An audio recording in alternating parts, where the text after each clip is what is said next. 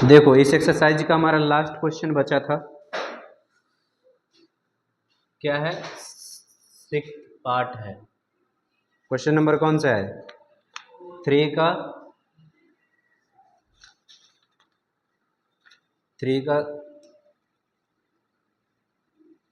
6th part. क्या है question? 5 years hence, यानी 5 साल के बाद, the age of Jacob will be 3 times of that of his son. 3 times that of his son. Jacob का जो एज है 5 साल के बाद, उसके सन के एज से 5 गुना हो जाएगा। उसके पुत्र का जो एज होगा उससे कितना हो जाएगा? 5 गुना। इसके बाद कह रहा है दूसरा, 5 years ago, मतलब 5 साल पहले, Jacob's age was 7 times that of his son. 5 साल पहले, अभी से 5 साल पहले जैकब का जो एज था वो उसके सन से 7 times था, मतलब 7 गुना।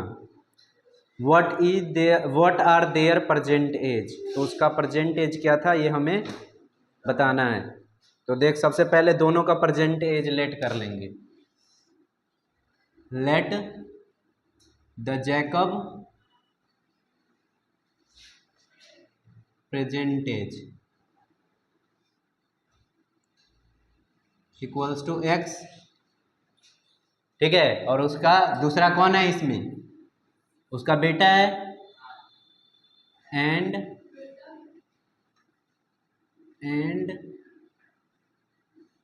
The age of Jacob's son, उसका एज हमने मान लिया y, ठीक है। हिंदी में क्या लिखेंगे? माना कि जैकब का जो वर्तमान उम्र है x साल है, मतलब x वर्ष है। क्या जैकब का वर्तमान उम्र कितना है? x वर्ष। और उसका जो बेटा है, जैकब का बेटा है, उसका वर्तमान उम्र है y वर्ष, ठीक है। तो अब लिखेंगे प्रश्न से, यानी अकॉर्डिंग टू क्वेश्चन। तो अकॉर्डिंग टू क्वेश्चन क्या दे रखा है? पहले दे रखा है 5 साल बाद, तो अभी का दोनों का एज ये दे रखा है। तो 5 साल बाद जैकब का एज कितना हो जाएगा? x + 5, और उसके बेटे का एज कितना हो जाएगा? y + 5, है ना। जैसे किसी का अभी 20 साल उम्र है, तो 5 साल के बाद कितना हो जाएगा? 25 हो जाएगा। अब आगे दे रखा है कि जो जैकब का एज है उसके सन के एज का कितना टाइम्स है, मतलब 5 साल बाद कितना टाइम्स होगा? 3 times। तो देखो इन दोनों में से किसका एज कम है? छोटा वाला किसका एज छोटा होगा? उसके सन का। तो जो छोटा है उसमें 3 से मल्टीप्लाई कर देंगे, यही कह रहा है फर्स्ट इक्वेशन में। तो इसको सॉल्व करोगे तो क्या आएगा? x + 5, इसमें 3y से 3 से मल्टीप्लाई होगा, 3y + 5 3 जा 15। तो यहाँ पे देख, ये 5 प्लस में इधर आएगा तो माइनस में, और 3y प्लस में इधर आएगा तो x - 3y हो जाएगा, और ये 5 उधर जाएगा तो 15 में से 5 गया तो 10, यानी पहला इक्वेशन ये बना, ठीक है। अब दूसरा क्या है? दूसरा कह रहा है कि अभी से 5 साल पहले, तो अब 5 साल पहले यानी x - 5। अभी का एज अगर x है तो 5 साल पहले 5 साल कम कर देंगे, उसके बेटे का एज में से भी 5 साल कम कर देंगे, ठीक है। तो कह रहा है कि जैकब का जो एज था उसके बेटे के एज का 7 times था। कितना था? 7 times। तो उसके बेटे का एज छोटा है तो उसी में 7 से मल्टीप्लाई करेंगे, तभी ये दोनों इक्वल आएगा। अब इसको सॉल्व करेंगे तो x - 5, 7 से दोनों में मल्टीप्लाई होगा, 7 से y में होगा 7y, और 7 से 5 में होगा -35 होगा।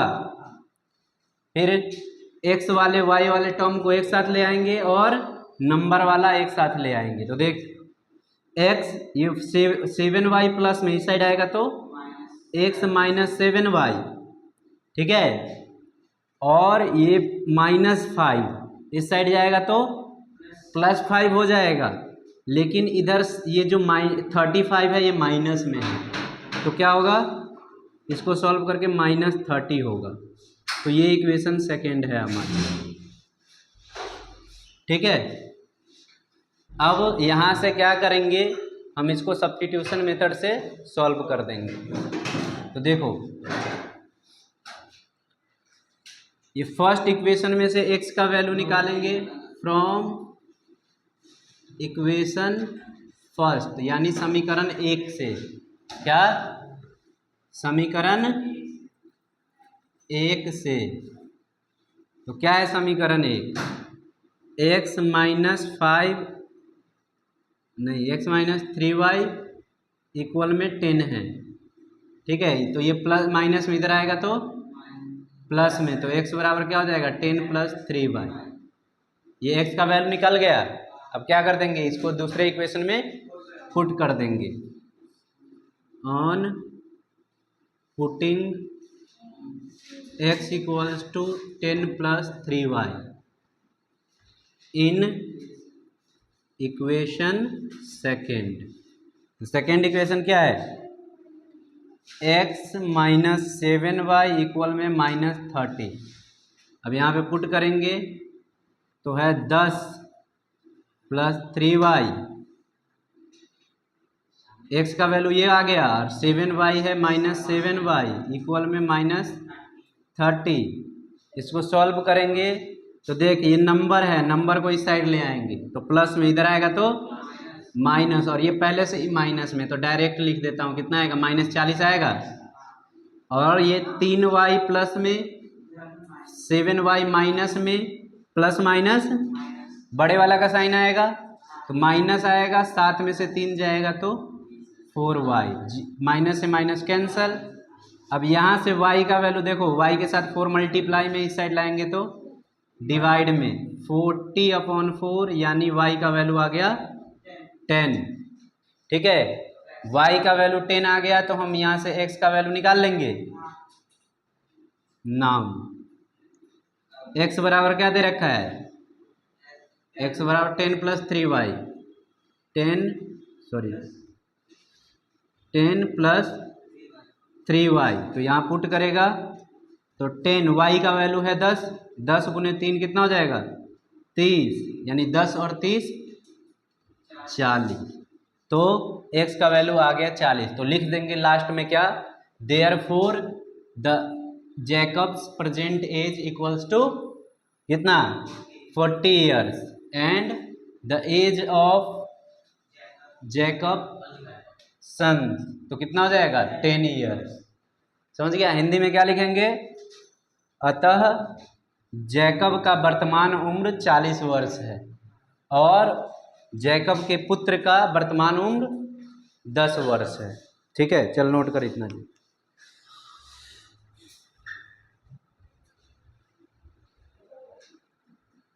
देखो, अब हमें करना है एलिमिनेशन मेथड, यानी विलोपन विधि।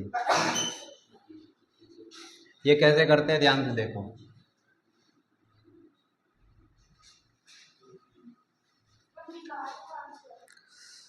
जैसे एग्जाम्पल नंबर है 9, ठीक है, एग्जाम्पल नंबर है 9।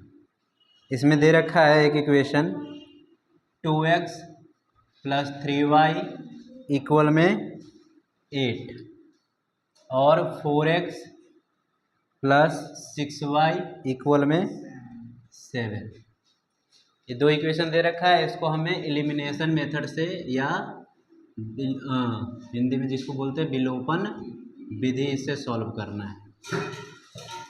तो देखो कैसे करेंगे इसको, जो इसमें दिख रहा है तुम्हें, ठीक है, क्या जैसे वैसे, 1 मिनट, ये सॉल्व हो ही नहीं पाएगा। क्यों नहीं हो पाएगा पता है, इसका कोई हल नहीं है, नो सॉल्यूशन। क्यों, देख A1/A2 निकालेगा 1/2 आएगा, B1/B2 निकालेगा 1/2 आएगा, दोनों इक्वल हो गया। लेकिन C1/C2 इक्वल नहीं आएगा, 1/2 आएगा नहीं। तो हमने पढ़ा था A1/A2 जब बराबर हो B1/B2 के और बराबर नहीं हो C1/C2 को, तो उसका कोई हल नहीं होता है। तो इसलिए ये इक्वेशन गलत लिख दिया हमने। तो चलो इसको चेंज कर देता हूँ मैं, इसके जगह पे कुछ और डाल देता हूँ, ठीक है। ये एग्जाम्पल 9 नहीं रहेगा, सिंपल एग्जाम्पल समझ लो, 7y है जैसे, ठीक है। अब हो जाएगा सॉल्व। तो क्या करते हैं, सबसे पहले देखो ध्यान से सुनो। इस दो इक्वेशन में, ठीक है, या तो x वाला टर्म, क्या, या तो x वाला टर्म या तो y वाला टर्म को, दोनों इक्वेशन के टर्म को इक्वल करते हैं, ठीक है। जैसे मान लो यहाँ पे 4x है, ठीक है, तो हम कोशिश करेंगे कि इसको भी 4x बना दे, ठीक है। तो इन दोनों इक्वेशन में कोई एक टर्म को, जिसमें या तो x वाला टर्म ले लो या तो y वाला टर्म ले लो, दोनों को इक्वल बनाना है। अगर x वाला लेंगे तो दोनों x वाला टर्म इक्वल होना चाहिए, y वाला लेंगे तो दोनों y वाला टर्म इक्वल होना चाहिए, ठीक है। इसको और थोड़ा चेंज कर दूं मैं, चलो यहाँ पे 3x लिख देते हैं। अब यहाँ पे देखो ध्यान से, कैसे इक्वल बना सकते हो, अब तुम सोचो कैसे इक्वल बना सकते हो।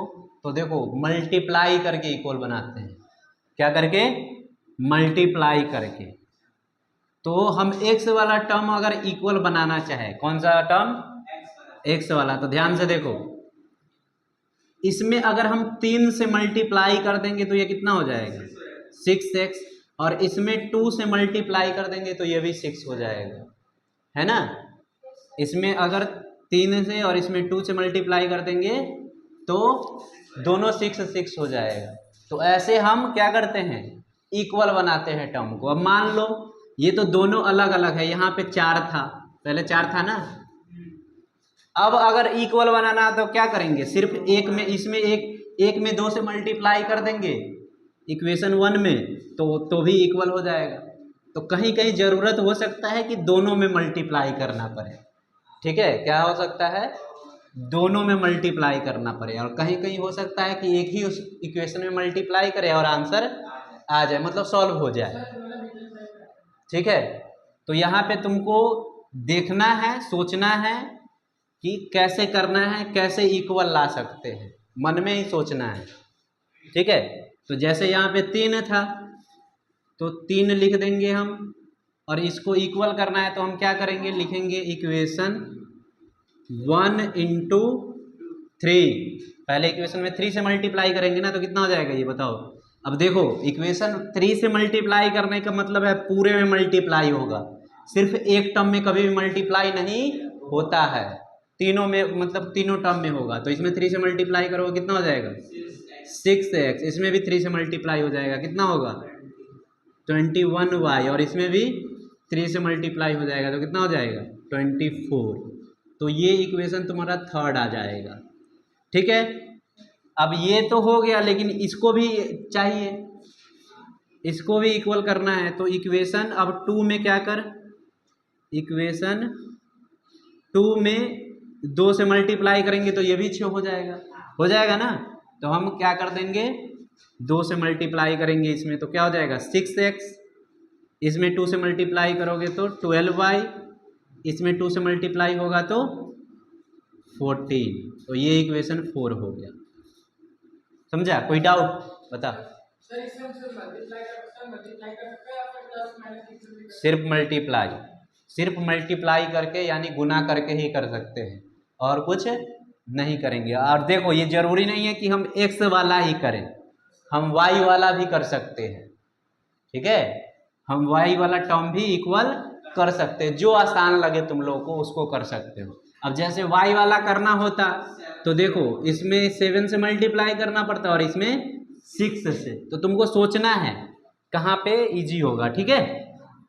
अब ये दोनों इक्वेशन आ गया, तो अब क्या करेंगे हम, इक्वेशन 3 में से इक्वेशन 4 को माइनस कर देंगे। क्या लिखेंगे, इक्वेशन 3 माइनस इक्वेशन 2, यानी हिंदी में लिखेंगे समीकरण 3 में से, नहीं सॉरी समीकरण 4 आएगा ना रे यहाँ 4।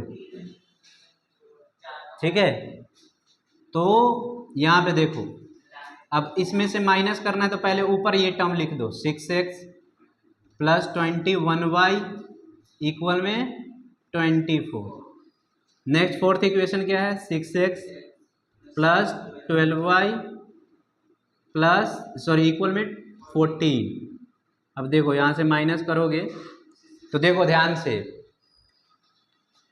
जब माइनस करते हैं यहाँ सॉरी यहाँ माइनस का साइन आना चाहिए, जहाँ माइनस करते हैं ना तो जिसको माइनस कर रहे हैं वो नीचे आता है, याद रखना, और जिससे माइनस कर रहे हैं वो ऊपर आएगा, और जिसको माइनस कर रहे हैं उसका सबका साइन चेंज होता है। प्लस रहेगा तो माइनस, माइनस रहेगा तो प्लस। तो 6 प्लस में है ये हो जाएगा माइनस, ये प्लस में है ये भी हो जाएगा माइनस, ये प्लस में है ये भी हो जाएगा माइनस। ठीक है, अब देखो ये ऊपर वाला 6x प्लस में, नीचे वाला 6x माइनस में, तो सॉल्व करोगे तो ये दोनों कैंसल हो गया ना। अब बचा क्या, y वाला टर्म बचा सिर्फ, 21y में से 12y माइनस करेगा तो कितना आएगा 9y आएगा, और इधर 24 क्या क्यों 9 माइनस 9y आएगा, अरे साइन ऊपर वाले का जो बड़ा नंबर होता है उसको देखते हैं ना, तो 21 बड़ा नंबर है और उसका साइन प्लस है। अब यहाँ पे देखो 24 प्लस में 14 माइनस में, प्लस माइनस बड़े वाला का साइन प्लस है तो प्लस में ही आएगा। 24 में से 14 जाएगा तो 10 बचा। ठीक है, अब यहाँ से y निकल जाएगा, देयरफॉर y इक्वल्स टू आ गया क्या 10, और 9 मल्टीप्लाई में है तो अपॉन में 9 है ना, ये आ गया। अब यहाँ से ये निकल गया, अब क्या करेंगे, ये y जो निकला है किसी एक इक्वेशन में पुट कर देंगे, क्या कर देंगे, किसी एक इक्वेशन में पुट कर देंगे, इसको उठाकर उधर साइड कर दो। तो देखो अब लिख देंगे किसी भी इक्वेशन में पुट कर सकते, कोई फर्क नहीं पड़ेगा। लिख देंगे on putting y equals to 10y 9 in equation 1 में कर दो या 2 में कर दो, कोई फर्क नहीं पड़ता है 1, यानी समीकरण 1 में हिंदी में क्या लिखेंगे, ध्यान देना, समीकरण 1 में y बराबर 10/9 रखने पर। ठीक है, तो समीकरण 1 है यहाँ पे, है ना, यहाँ पे रखो, तो 2x है प्लस 7y है इक्वल में क्या है 8 है, तो y के जगह पे 10/9 पुट करो, 2x तो 7 इंटू 10/9 इक्वल में 8। तो देखो 2x इसको सॉल्व करेगा तो देखो 7 10 के साथ मल्टीप्लाई में आएगा, ऊपर आता है कभी भी, है ना, तो कितना हो जाएगा 70, यानी 70/9 इक्वल में 8। अब देखो ये नंबर है और ये वेरिएबल वाला टर्म है, चर वाला टर्म है, दोनों आपस में प्लस होगा क्या, नहीं, तो इसको हम इस साइड ले आएंगे, जैसा जैसा ये नंबर है वैसा ये भी नंबर है, तो इस साइड ले आएंगे इसको। तो देखो क्या हो जाएगा, ये 2x बराबर 8 माइनस 70/9, ये प्लस में था। ठीक है, अब ये मत दिमाग लगाना कि 9 पहले इधर ले जाएंगे मल्टीप्लाई में, ये कब जाएगा, ये जाएगा उस साइड ले जा सकते हैं, लेकिन कब जाएगा, जब हम जब ये 9 पूरे के बट्टे में होता, क्या होता, पूरे के अपॉन में होता, तब ले जा सकते थे उसको। अब यहाँ पे सॉल्व करो इसको, कैसे करते हैं, ये माइनस में है और ये फ्रैक्शन में है, ये फ्रैक्शन में नहीं है, ये भिन्न के रूप में है, ये भिन्न के रूप में नहीं है, तो कैसे करते हैं, डायरेक्ट नीचे वाले से इसमें मल्टीप्लाई, और माइनस है तो माइनस, तो 9 8 जा होता है 72। ठीक है, 9 और 8 को मल्टीप्लाई करोगे तो 72, और उसमें से 70 माइनस कर देगा तो 2 आ जाएगा।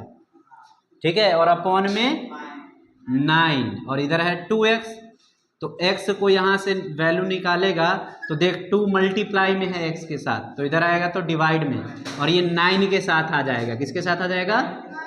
2/9 था तो इंटू में 9 हो जाएगा, इंटू में 2 हो जाएगा।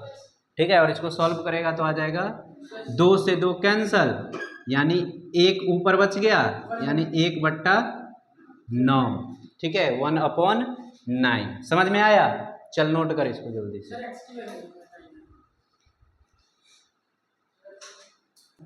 देखो एक्सरसाइज 3.3 अब स्टार्ट कर रहे हैं हम लोग। क्वेश्चन नंबर फर्स्ट करते हैं।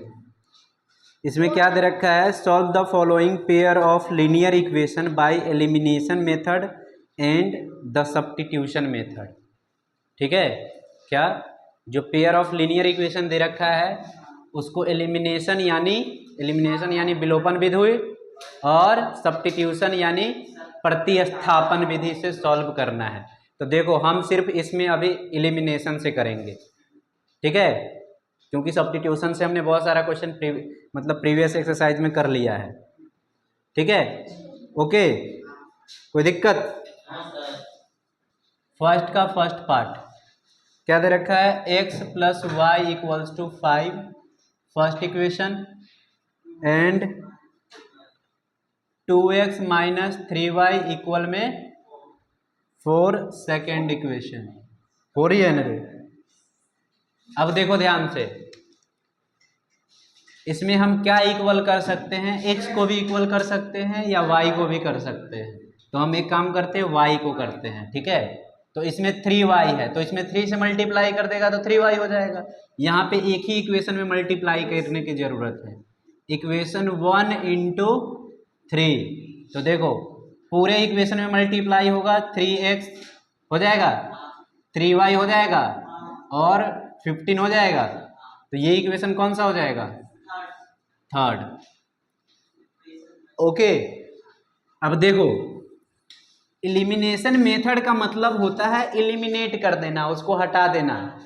तो अगर हमें 3y इसमें से हटाना है तो देख ध्यान से, ये माइनस का साइन है और ये प्लस का साइन है, तो ये ऐसे ही हट जाएगा जब दोनों को जोड़ देंगे।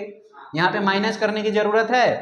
माइनस करने की जरूरत कहाँ होती है? जब दोनों साइन इक्वल हो।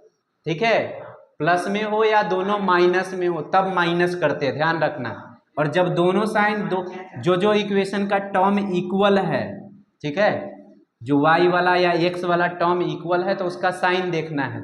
अगर दोनों में सेम साइन है तो माइनस करेंगे और अलग अलग साइन है तो प्लस कर देंगे। तो यहाँ इक्वेशन 2 और इक्वेशन 3 को क्या कर देंगे? प्लस। इक्वेशन 2 प्लस इक्वेशन 3, यानी कि समीकरण 2 और समीकरण 3 है ना। समीकरण 2 और समीकरण 3 को जोड़ने पर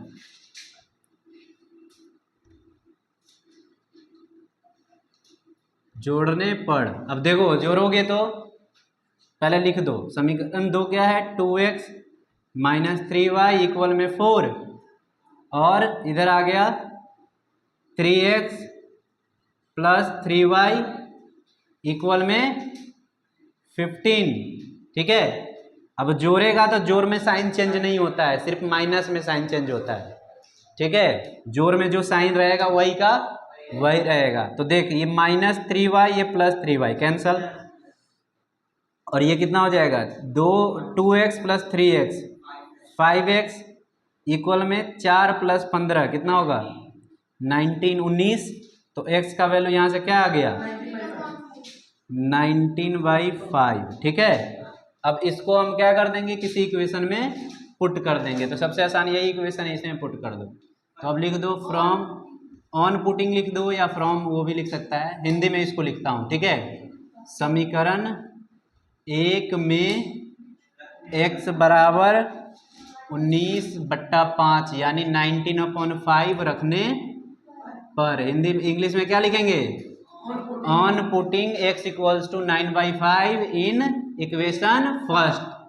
क्या है? x + y x plus y equals to 5, x का वैल्यू 19/5, ठीक है, प्लस वाई इक्वल में 5। अब देखो ये प्लस में इधर आएगा तो y बराबर 5 माइनस 19/5, ठीक है।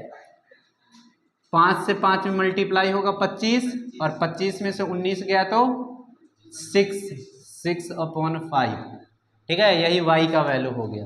तो लिख देंगे नीचे, अतः